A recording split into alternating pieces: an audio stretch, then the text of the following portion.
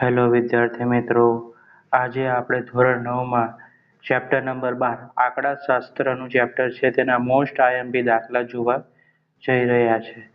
તો આપણે અહીંયા જોઈ રહ્યા છે કે નીચેના કોષ્ટકમાંથી એક ફેક્ટરીમાં કામ કરતા 60 કર્મચારીઓ છે એટલે કે કર્મીઓ છે તેનો પગારનો મધ્યક શોધવાનો છે.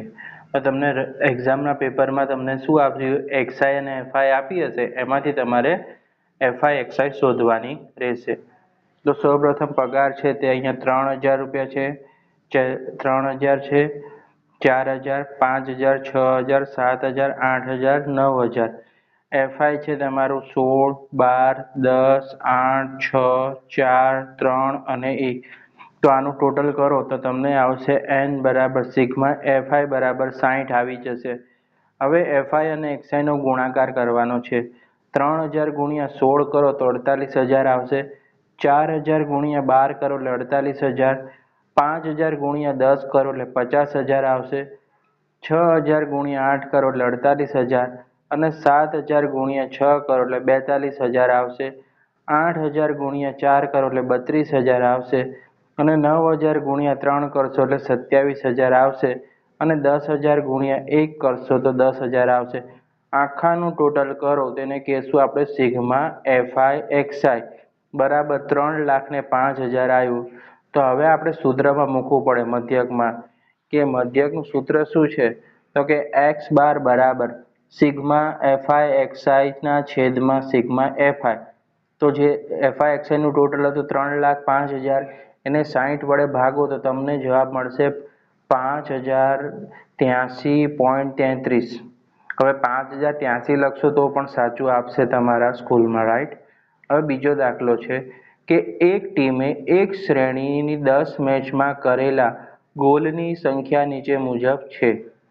તો હવે જુઓ, 2, 3, 4, 5, 0, 1, 3, 3, 4 અને 3 ગોલનો મધ્યક, મધ્યસ્થ અને બહુલક શોધવાનું છે. તો અહીંયા વિદ્યાર્થી મિત્રો તમારે 3 વસ્તુ શોધવાની છે: મધ્યક, મધ્યસ્થ અને બહુલક.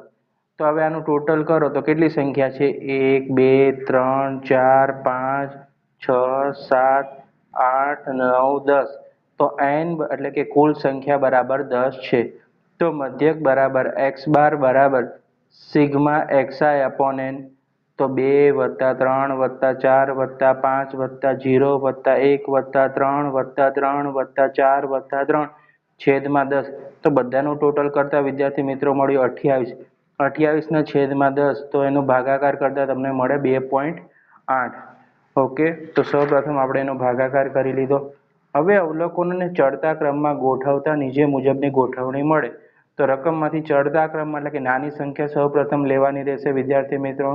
0, 1, 2, 3, 3, 3, 3, 4, 4 અને 5.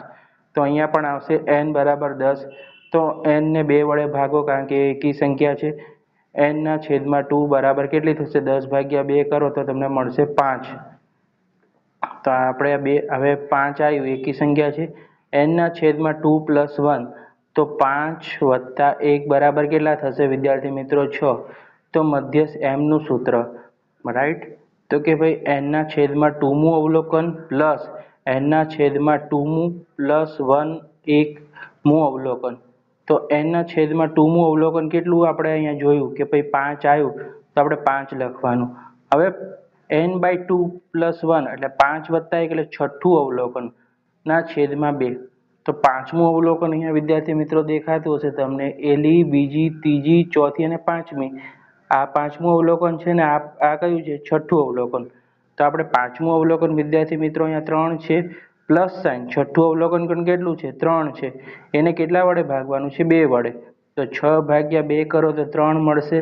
માટે મધ્યસ્થ 3 ગોલ છે, રાઈટ. તો આ મધ્યસ્થ આપણને કેટલા મળ્યા છે? 3 ગોલ મળે છે. મોસ્ટ ઇમ્પોર્ટન્ટ સમ હતો, તમારે એક્ઝામમાં પૂછાય. નીચેના અવલોકનોને ચડતા ક્રમમાં ગોઠવેલા છે. માહિતીનો મધ્યસ્થ કીધો છે. અહીંયા કેટલો છે તમારે ધ્યાન રાખવાનું, મધ્યસ્થ પૂછ્યો છે. 63 હોય તો x નું મૂલ્ય શોધવાનું છે.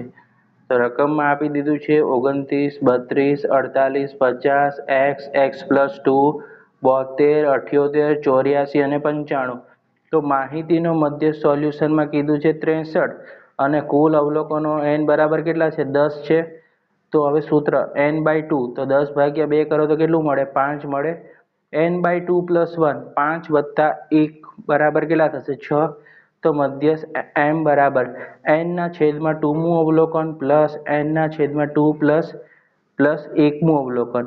તો મધ્યસ્થ કેટલા છે રકમમાં આપી દીધા છે વિદ્યાર્થી મિત્રો 63, રાઈટ. અને 5મું અવલોકન વત્તા 6ઠ્ઠું અવલોકન છેદમાં 2 તો 63 ના 63. 5મું અવલોકન ગણો તો જોશો પહેલું, બીજું, ત્રીજું, ચોથું, 5મું. x છે 5મું અવલોકન અને 6ઠ્ઠું અવલોકન શું આવશે x + 2. તો આપણે અહીંયા લખી શકાય કે x + 2મું અવલોકન, અહીંયા પ્લસ સાઇન રહી ગયું છે તો અહીંયા પ્લસ સાઇન કરી દેવાનું, ઓકે, છેદમાં 2. હવે શું કરવાનું ક્રોસ મલ્ટીપ્લાય ચોકડી ગુણાકાર 63 × 2 પછી આ કૌંસ એવું ને એવું x + x + 2 x + x + 2.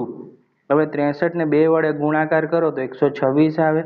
x કેટલી વખત છે 2 વખત તો 2x + 2 ના 2.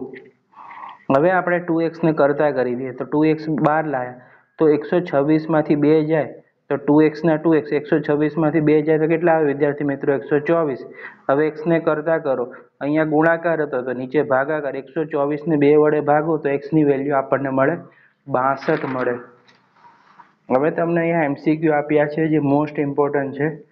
પ્રથમ 5 પ્રાકૃતિક એકી સંખ્યાનો મધ્ય ખાલી જગ્યા હોય તો option A 3, B 5, C 4, D 2.5. તો પહેલાનો જવાબ 5 પ્રાકૃતિક એકી સંખ્યાનો મધ્ય કેટલો હોય 5 હોય એટલે option number B is the right answer. બીજો વિકલ્પ છે પ્રથમ 4 બેકી સંખ્યાનો મધ્ય ખાલી જગ્યા હોય તો વિકલ્પ A છે 5, B છે 10, C છે 20 અને વિદ્યાર્થી મિત્રો D છે 4. તો પ્રથમ 4 બેકી સંખ્યાનો મધ્યક શું હશે 5 જ હશે એટલે option A is right answer.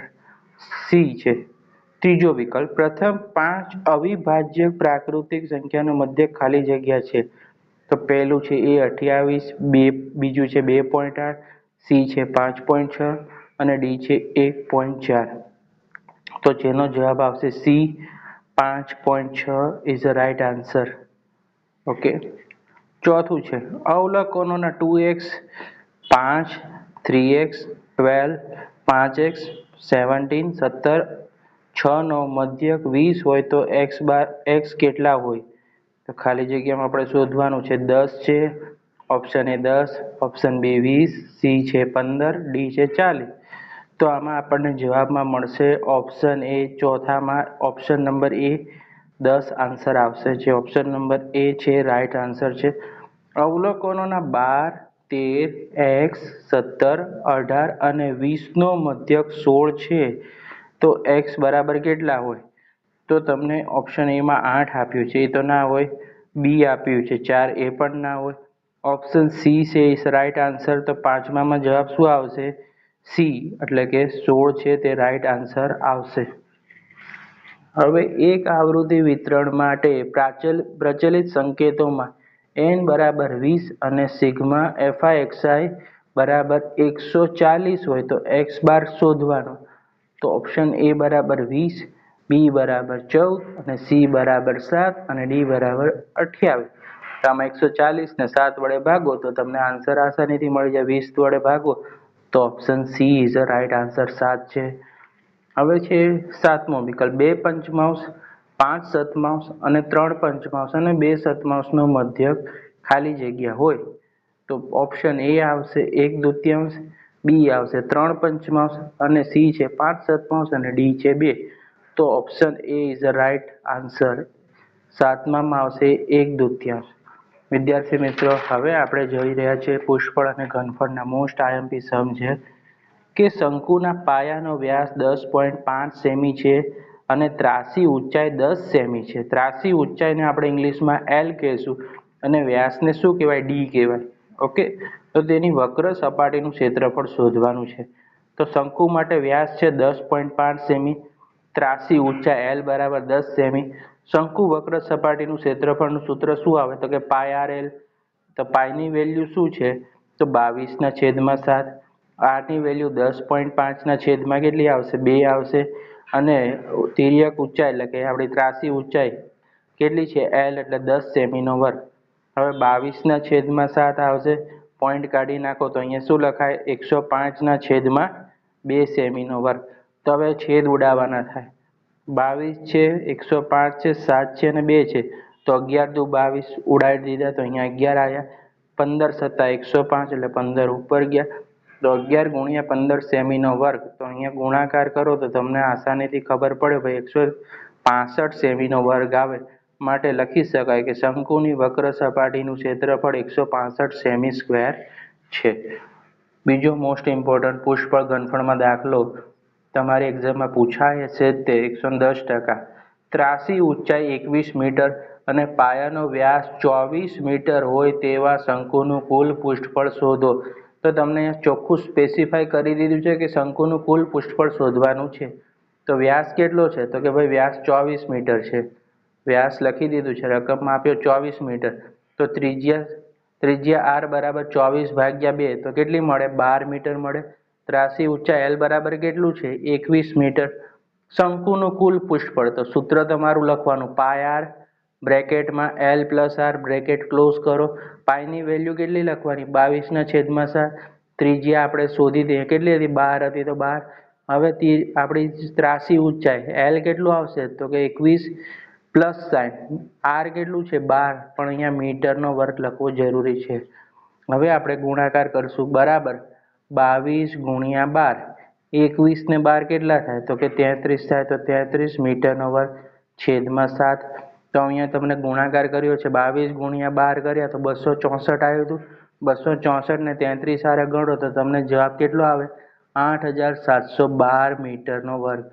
આ ત્રણેયનો ગુણાકાર કરતા તમને 8712/7 એને વડે ભાગો તો તમારે આવશે 1244.57 મીટરનો વર્ગ થશે. તો વિદ્યાર્થી મિત્રો આ વિડીયો પસંદ આવે તો તમારા મિત્રોને આ લિંક શેર કરજો, વિડીયોની ચેનલને સબસ્ક્રાઈબ કરજો, લાઈક કરજો, વિડીયોને કમેન્ટ કરજો અને બેલ નોટિફિકેશન દબાવવાનું ભૂલતા નહીં. હવે આપણે આવા નવા વિડીયો તમારી એક્ઝામ રિલેટેડ મોસ્ટ ઇમ્પોર્ટન્ટ પ્રશ્નો છે તે લાવતા રહીશું. Thank you for watching. ભગવાન જય શનિદેવ ભગવાન, મારી ચેનલ ગ્રોથ થઈ જાય ભગવાન.